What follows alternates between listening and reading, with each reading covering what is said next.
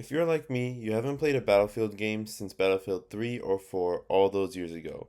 DICE has definitely cooked up lots of fumbles on the franchise since then. From extremely buggy launches that ruined their player base upon arrival, or World War shooters that overstayed their welcome and became stale, is this Battlefield the game that they need to make a comeback? Obviously, the full game isn't out yet, and that's apparent in the two beta weekends we've had, but it should be said that having a beta is a great start already. Having a DICE game come out buggy on release is like seeing a white girl at a Starbucks. It's to be expected. But it seems like this beta is here mainly to fix any launch issues the game would normally have. And right out the gate, I want to say that this game works very well. I've noticed hardly any bugs or glitches, a little bit of wonkiness here or there, but nothing to where I would want to stop playing the game. No one wants to pay $70 for a game just to not be able to play it on the weekend they bought it. So the fact that DICE was able to give us an open beta and show us that the game was working really well months before release is really nice to see, and gives players confidence that they can actually play their game when they buy it. Since Battlefield 3 and 4, they've reworked the class system, and they limited the number of weapons you have on this beta. It's obvious they're trying to keep some things under wrap to not completely spoil the game for us. But right out the gate, I really want to say that this game is just fun.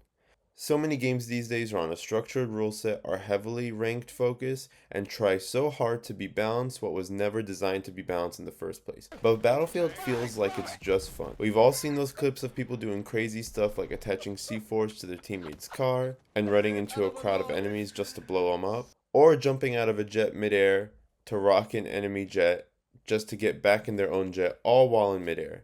So much to experiment with on maps and vehicles we haven't seen yet, and with this beta, it really feels like DICE wants to get back to their glory days. Also, for whatever reason, companies still insist on putting motion blur as if everybody doesn't just turn it off. I thought we left that annoying trend back in 2014, but it's there as an option for you to turn it off as you should since it's there by default.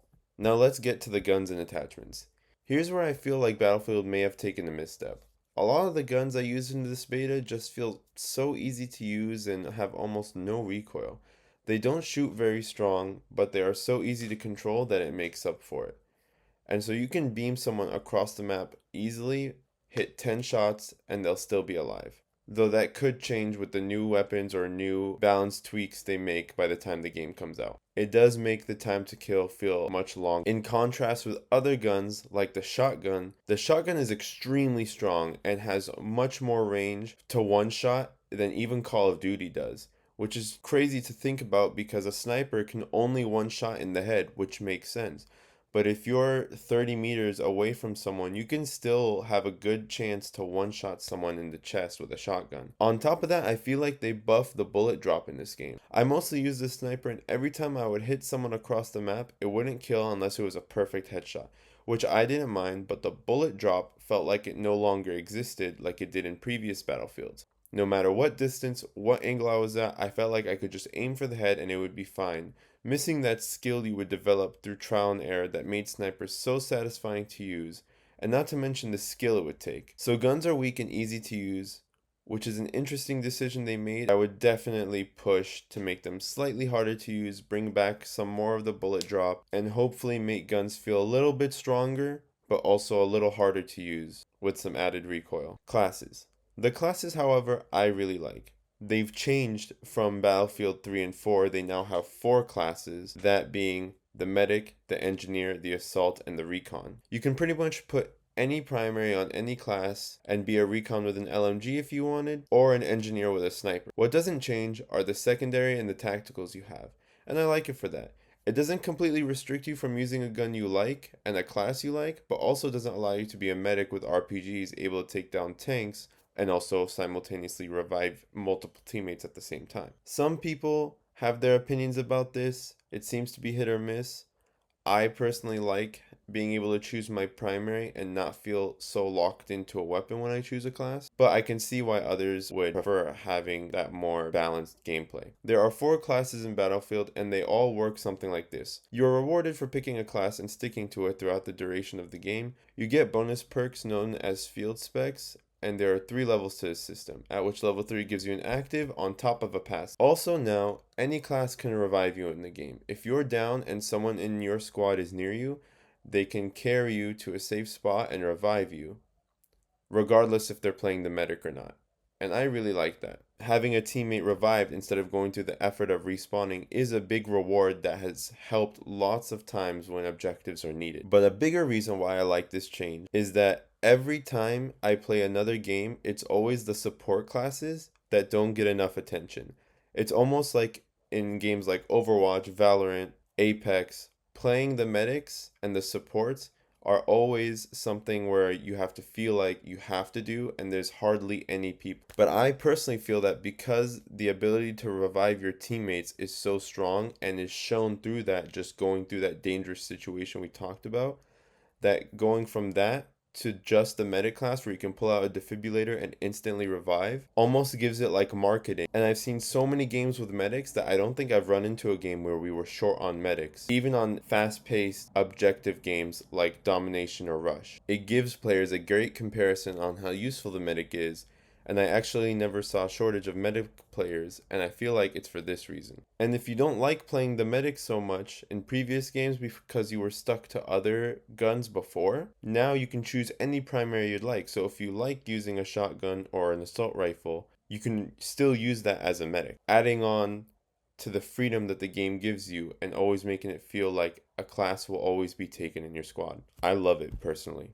Then there's Recon, which is best suited for snipers since you have a motion sensor and a spawn satellite giving you the tools you need to choose a spot far away, sit tight, sit pretty with a sniper scope in your eye. The Engineer, which can blow up enemy vehicles and repair friendly. And I thought it was cool that you can now hang on the back of a tank as an engineer and repair it as you're hanging on. So I think that was a nice change. Finally, there's Assault, which I feel is a little underwhelming. As an Assault, you can carry a shotgun as your secondary, essentially giving you two primaries on top of the grenade launcher you can use against your enemies, which is really useful. However, it really feels underwhelming because the ability you get feels pretty useless. You get a stim shot that makes you move faster, and that level 3 reward we talked about for sticking to the same class, well, it's just another stim shot. You get some other things too, but they aren't really as game changing as the other classes. While the Engineer gets more rockets, faster reloads, and rockets that slow repairs for enemy tanks, the Assault gets extra adrenaline shots, adds mobility, and faster recovery when low. Might sound okay on paper, but in game you hardly notice the difference, and even if you did, they just aren't as strong as having unrevivable headshots such as the Recon, or stronger and faster reloading rockets such as the Engineer. I hope they're able to rework the Assault to make it a little more fun and less disappointing. Overall, I like the class system they have here. It's very different than what I remember from previous Battlefields, but it is fun and I like that. I do wish there was maybe one more class to keep the variety up, but I can understand why they wanted to have to match the number of classes with the number of squad members. Maps. There's not a lot to talk about here for the maps. There were 4 maps in the beta. Normally in Battlefield, we're used to the very big maps, high rises, and lots of taller buildings, but I feel like most of the maps here have been honestly pretty similar to Call of Duty. Much flatter, you don't get more than really 2 floors in a building, and that's such a far cry from my first memory of Battlefield, like the big tower in Battlefield 4 that will completely collapse. There were also many tall buildings with floors that you can paraglide off of, and a lot of that was missing here. And I remember seeing little clips here and there of people just going from tall building to tall building with their paragliders, thinking that looks like so much fun. You could argue they want to keep those more secret and just beta test the game, so those maps are in the game, but we haven't seen it. But even if that were to be true, it really felt like the maps weren't even that fun. I'm going to keep saying this a lot, but the maps made it feel like modern day Call of Duty. They weren't anything that I got excited about. Normally, you'd love a certain map more than the other, but I feel like if we were to put it on a scale out of 10, the maps I didn't like the most would be like a 3 or 4, and the maps I like the most would be like a 5, 6. It's still pretty even across the board as being pretty neutral, and they're just a place for the game to take place on, instead of it being a more interactive map with set pieces and things that make it truly memorable. I still say we need to wait until the full game is out to get the full thoughts on that. But what is out though, I think it is serviceable, and the fact that you can blow up walls and destroy buildings is really fun to play with and gives a lot of openings to situations that would be harder to deal with in other games. For the first weekend, we got 4 game modes categorized as large and small scale warfare. I'll put a quick description of each game mode on the screen here, but for now I'll just list them. We have Conquest, Breakthrough, King of the Hill, Domination, Rush, and Squad Deathmatch. Out of all of them, I felt like Breakthrough was my favorite mode. I love to snipe, and this game mode easily favored snipers, and so it was really fun to go and capture a point with my secondary assault rifle and then snipe out the others from far away. Also, an honorable mention to King of the Hill. It ended up impressing me as a fun game mode, and the fact that we can use deployable covers as an engineer and destroy buildings really made the game much more interesting, knowing that no place was truly safe. Again, I felt like all the game modes were great, they were serviceable. I think they're just standard Battlefield game modes.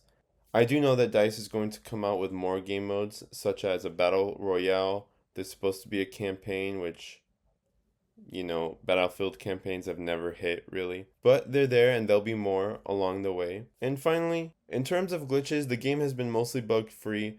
There were some times where I would encounter a glitch that wouldn't let me join a match with a friend, but a simple restart fixed the issue. There's also some wonky things with the game, like sometimes I will be using my guns, the animation stops, so if I throw a grenade, my assault rifle is still out.